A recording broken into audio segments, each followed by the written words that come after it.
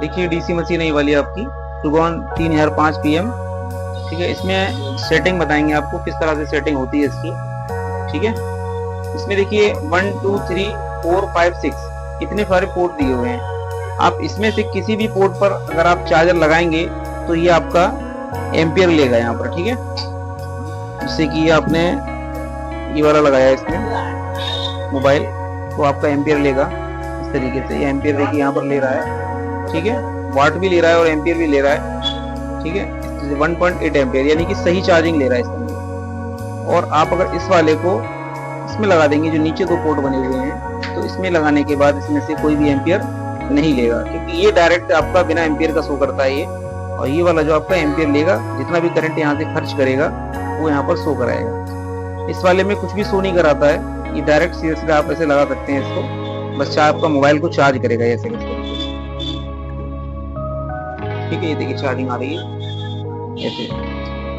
ठीक है, अब इसमें सेटिंग पे चलते हैं। इसकी सेटिंग में क्या होता है, इसमें जैसे आप मोड 1 पे जाएंगे, इस तरीके से अलग अलग सेटिंग होती हैं। कभी कभी हमको मोबाइल के अंदर जैसे 1.8 वोल्टेज चाहिए होते हैं, कभी कभी 1 वोल्टेज चाहिए होते हैं। ठीक है, कभी कभी 3.0 वोल्टेज चाहिए होते हैं, और जो हमारे रेगुलर वोल्टेज होते हैं 4.2 वोल्टेज, इस तरह से वो वोल्टेज चाहिए होते हैं। तो इसमें आपका ये मोड 1, मोड 2, मोड 3, मोड 4 ये इस तरीके का फंक्शन होता है। इसमें देखिए हमने क्या सेट कर रखा है। मोड 1 पे 5 वोल्टेज, 5.2 वोल्टेज और 5 एम्पियर है। ठीक है, मोड 2 पर क्या है, मोड 2 पे 5.2 वोल्टेज और आपका 2 एम्पियर सेट है।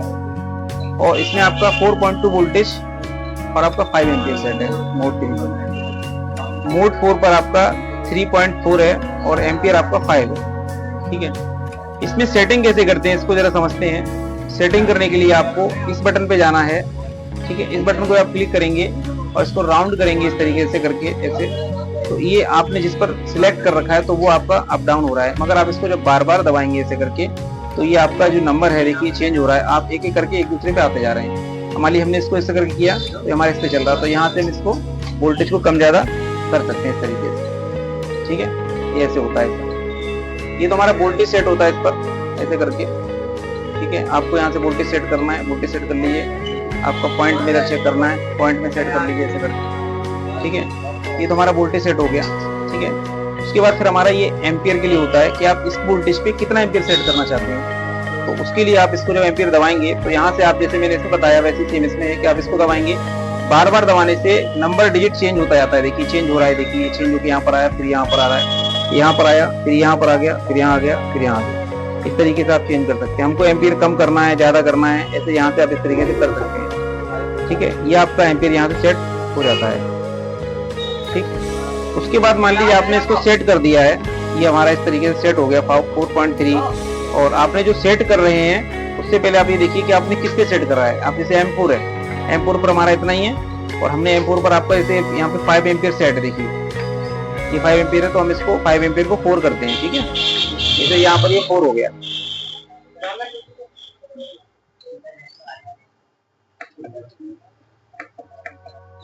ये हमारा 4 एम्पियर है, यहाँ से ऐसे करके 0 कर रहे हैं, 1 by 1 सब 0 हो गया। ये आपका 4.0 हो गया। ठीक है, ये देखिए अभी 0 हो गया। अभी यहाँ से तो आपने सेट कर दिया, मगर परमानेंट डिस्प्ले कैसे चलेगा, उसके लिए आपको क्या करना पड़ेगा, आपको इस M4 बटन को कंटिन्यू दबा के रखना पड़ेगा। अभी आपका देखिए इसने यानी कि रिस्टार्ट का बटन दबा दिया, तो अब आपका यहाँ पे चेक करते हैं क्या है, सेट हुआ है कि नहीं। ठीक है, पहले 5 एम्पियर सेट था, अब आपने इसको सेट कर दिया तो 4 हो गया। इसी तरीके से आप जो वोल्टेज, आप इस M3 पे चले जाएंगे। M3 पे जाने के बाद आप जो वोल्टेज यहाँ सिलेक्ट करेंगे और जो एम्पियर यहाँ सेट करेंगे, वही एम्पियर M3 को आपको थोड़ा सा दबा के रखना है इस तरीके से। इस डीसी मशीन के अंदर एक बड़ी खास बात ये है कि जब आप इसमें से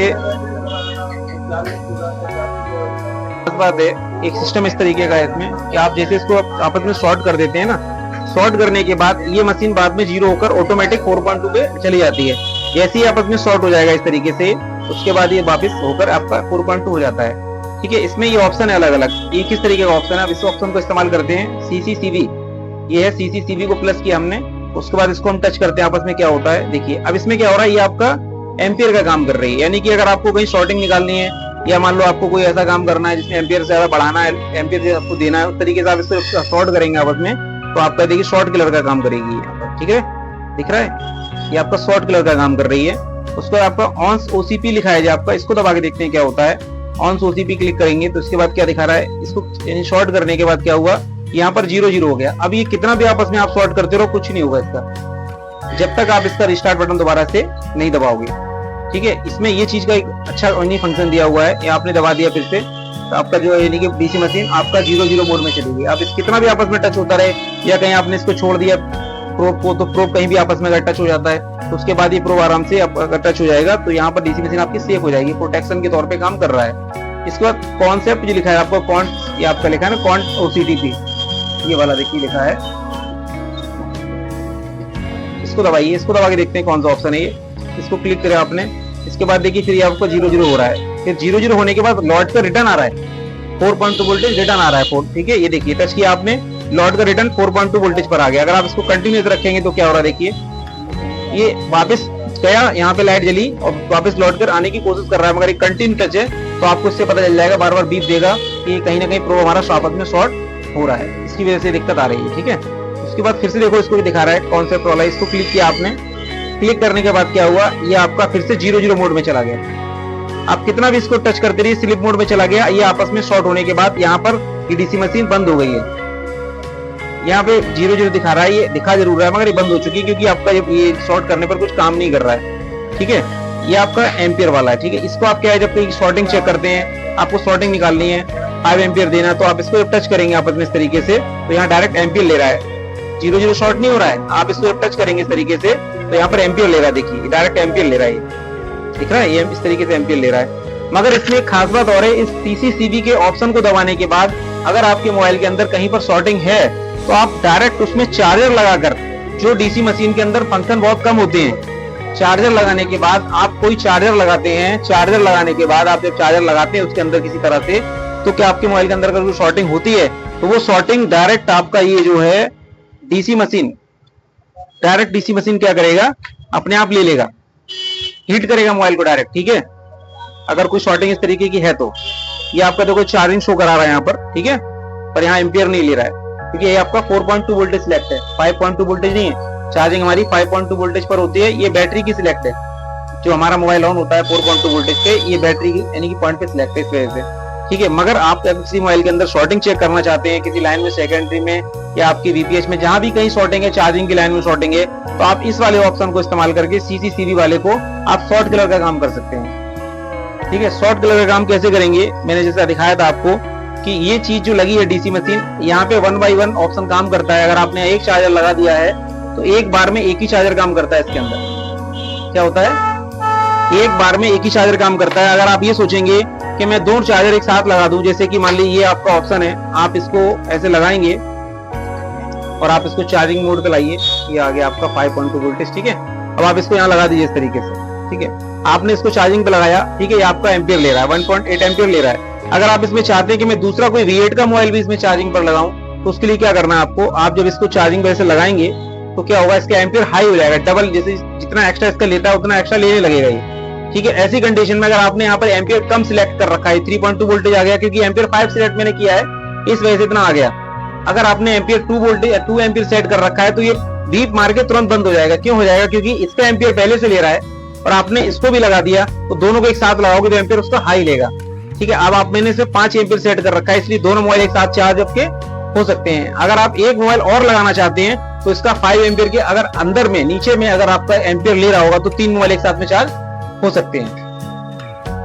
ठीक है ना, मगर आपने एम्पियर ज्यादा सेट कर रखा होगा तब, मगर आप ये समझ नहीं पाओगे कि कौन सा किसका एम्पियर ले रहा है, क्योंकि आपने अगर V8 निकाल दिया, ये मान लो V8 निकाल दिया, तो 1.8 एम्पियर किसका ले रहा है, इस मोबाइल का, है ना। मगर आप दोनों मोबाइल एक साथ में ऐसे आप लगा देंगे तो चार्ज तो करेगा मोबाइल, मगर आपको ये समझ में नहीं आएगा कि ये मोबाइल चार्ज कितना किसका एम्पियर ले रहा है। मान लीजिए आप इसको निकालना पड़ेगा आपको, तब पता चलेगा कि इसका एम्पियर कितना ले रहा है। इसका एम्पियर कितना, 1.6 एम्पियर ले रहा है इसका। क्या ये आपका टाइप सी निकल चुका है, टाइप सी निकल चुका है V8 का। मगर ये मशीन में इस तरीके की खास बात है कि जो मैंने आपको ऑप्शन बताया था, ये वाला ऑप्शन बताया था आपका, ठीक है, यहाँ पर, ठीक है, ये वाला ऑप्शन बहुत ही अच्छा ऑप्शन था इसके अंदर, जो डीसी मशीन में मैंने अभी तक देखा है कि ऐसी मशीनों में ऑप्शन नहीं है कि आप जब इसको यहाँ से शॉर्ट करते हैं इस तरीके से, 4.2 वोल्टेज बैटरी वाला आ गया, इसको जब ऐसे करते हैं आप, ये CCCV का ऑप्शन है, ये देखिए एम्पियर ले रहा है डायरेक्ट। तो आपको क्या करना पड़ेगा, किसी भी शॉर्टिंग को निकालने के लिए इसको डायरेक्ट वहां पर लगाना पड़ेगा, तब शॉर्टिंग निकलेगी। मगर इतना बेहतरीन फीचर इसमें दिया है ये कि आप चार्जर डायरेक्ट लगा सकते हो, क्योंकि जैसे आप यहाँ इसको टच कर रहे हो वैसे चार्जर भी टच करेगा इसके अंदर। तो चार्जर अब इसके अंदर जब लगा देंगे इस तरीके से, अगर इस बोर्ड के अंदर शॉर्टिंग होगी तो यहाँ पर एम्पियर हाई लेगा। जब यहाँ पर एम्पियर हाई लेगा तो यहाँ पर हीटिंग बता देगा। ये बहुत गजब का फीचर इसके अंदर दिया है कि आप डायरेक्ट यानी कि बैटरी से ही डायरेक्ट कनेक्ट कर सकते हो। इस तरीके की इसमें फंक्शन है, ठीक है।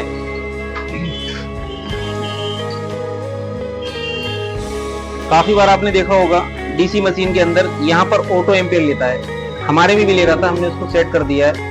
ऑटो एम्पियर जब लेता है यहाँ पर तो हमको समझ में नहीं आता है कि मोबाइल के अंदर शॉर्टिंग है कि नहीं है, क्योंकि ऑटो एम्पियर इसको लेना नहीं चाहिए। अगर आप चार्जर लगाते हैं किसी भी तरह से, ऑटो एम्पियर लेता है।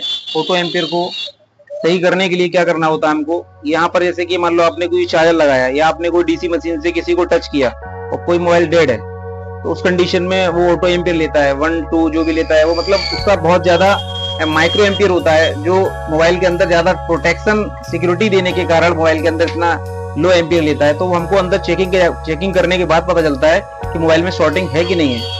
मगर वो ऑटो एम्पियर नहीं लेना चाहिए उसको, और ऑटो एम्पियर लेने का मतलब ही होता है कि कहीं ना कहीं मोबाइल के अंदर शॉर्टिंग आ रही है। अगर ऑटो एम्पियर लेता है तो मोबाइल हमारा, अगर शॉर्टिंग है, मोबाइल डेड है, तो वो मोबाइल कभी भी ऑन नहीं होगा। शॉर्ट है तो अगर मोबाइल ऑन हो रहा है तो उस ऑटो एम्पियर को हम इग्नोर कर देंगे, हम उस ऑटो एम्पियर को नहीं देखेंगे बिल्कुल भी, ऑटो एम्पियर क्यों ले रहा है क्यों नहीं। मगर किसी किसी डीसी मशीन के अंदर ऐसा लेता है तो उसके लिए क्या करना पड़ेगा आपको, इस डीसी मशीन को यहाँ से ऑफ कर दीजिए इस तरीके से। ऑफ करने के बाद आप ये दो CONT OCP और ON, ये दोनों बटन को एक साथ दबाना है आपको इस तरीके से ऐसे करके, और आपको पावर बटन ऑन करना है। आपने देखा कि इसके अंदर हमारे इसमें सेटिंग आ चुकी है, ठीक है। ये सेटिंग आ जाने के बाद क्या है, यहाँ पर आपको इस तरीके से ऐसे सेट करना है, ये ऐसे हो रहा है। तो ये सेट करेंगे इससे आप इस तरीके से, तो यहाँ पर जो एम्पियर है ना, ये 0 हो जाना चाहिए, एम्पियर 0 रहना चाहिए। क्या होगा, एम्पियर हमारा 0 हो जाएगा इस तरीके से। ये देखिए यहाँ पर जो है ऑटो एम्पियर ले रहा है ना, ये 0 रहना चाहिए ऐसे करके 0, इसको 0 कर दीजिए आप, ठीक है। 0 करने के बाद फिर आपको बटन दबाना है। ये हमारा ऑटो सेटिंग हो चुकी है, इसको ऑफ करके अब हम देखते हैं करके। देखिए हमारा यानी कि एम्पियर आपका 0 ही है। एम्पियर इस तरीके से हम इसमें ऑटो एम्पियर अगर हमारे डीसी मशीन में किसी मशीन में लेता है तो आपको इस तरीके से उसकी प्रॉब्लम को सॉल्व करना है। देखिए इस तरह से सेटिंग को हम ऑन करेंगे, यहाँ पे इसको दबा के रखेंगे दोनों बटन को, CONT OCP और ऑन OCP दोनों को एक साथ दबाना है और पावर बटन को प्रेस करना है। ये हमारा सेटिंग आ चुकी है वो वाली, ठीक है। इसके बाद हमको करना क्या है, यहाँ से इस तरीके से ऐसे इसको राउंड करना है और यहाँ पर 0 हो जाना चाहिए। क्या होगा, 0। ये 0 जब हो जाएगा हमारा, ठीक है, इस तरीके से देखिए फ्लैक्चुएशन ले रहा है, अब 0 हो गया है। अब इस 0 होने के बाद फिर आपको इस तरीके से दबा के थोड़ी रखना है, ये दबा के रख देंगे आप इस तरीके से। सेटिंग हमारी कंप्लीट हो चुकी है। इसको अब आप इससे बंद करके फिर से चालू करेंगे आप, तो हमारी सेटिंग हो चुकी है। 5 एम्पियर ले रहा है। अब यहाँ पे कोई भी ऑटो एम्पियर पहले भी नहीं ले रहा था, अभी भी नहीं ले रहा है। ऐसा क्यों, कि हमारे में पहले से कोई एम्पियर ले ही नहीं रहा था। मगर किसी के मोबाइल अगर ऐसी डीसी मशीन में प्रॉब्लम आती है, ऑटो एम्पियर लेता है, तो आप इस तरीके से उसको सेट कर सकते हैं, ठीक है। और एक चीज मैं जो आपको बताना चाहता हूँ, इस डीसी मशीन के अंदर ये जो एम्पियर के लिए दिया हुआ है, एम्पियर के लिए एक डीसी मशीन हमारे पास और भी है। आइए हम दिखाते हैं जरा, देखिए दूसरी वाली, ये डीसी मशीन हमारी।